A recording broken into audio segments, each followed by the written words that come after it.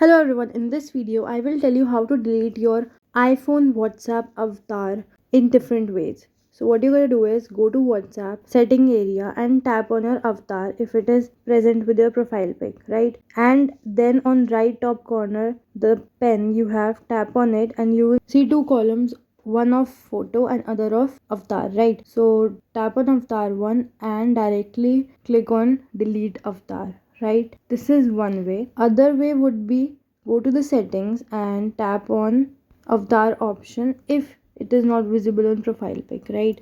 So you will go there and as you open you will see option of delete avatar, the last option, right?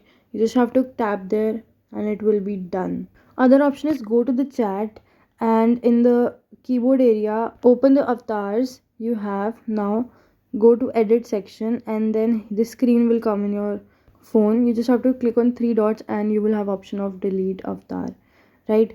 And see, now that I've actually clicked on delete avatar, it is deleting. It is taking time to delete and yes, it is now deleted. That's how we do it. You cannot find your avatar anymore. Now you have to make a new one. Thank you so much. See you in the next video where I'll tell you how to make your avatar. Ta-da!